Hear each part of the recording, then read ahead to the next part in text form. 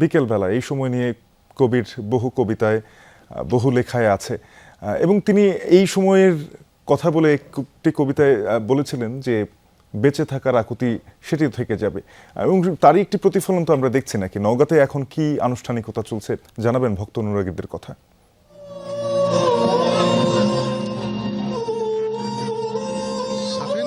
নওগাঁর পতিশ্বর বিশ্বকবি রবীন্দ্রনাথ ঠাকুরের নিজস্ব জমিদারি। এখানকার আয়োজনটাই বর্ণিল। সকাল থেকে নানা কর্মসূচি বাস্তবায়ন হচ্ছে।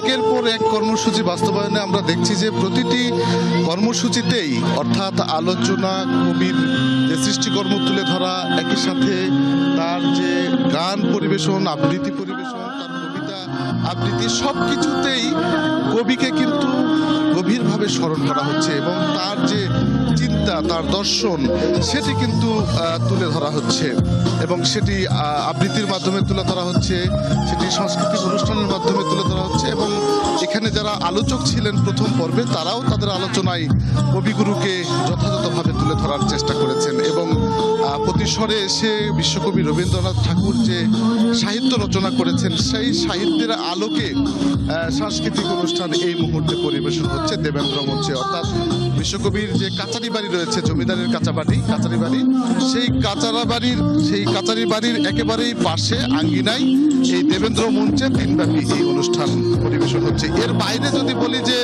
শাফিন, সেটি হচ্ছে যে নাগর নদের পাশে একটি গ্রামীণ মেলা বসানো হয়েছে, সেখানেও কিন্তু গ্রামীণ ঐতিহ্য তুলে ধরা হচ্ছে এবং বিশ্বকবি কেমন সমাজ ব্যবস্থা চেয়েছিলেন সেই সমাজ ব্যবস্থার চিত্র ফুটে উঠছে আজকে। শফিক, আমরা শুনছিলাম একেবারে এবং দেখছিলাম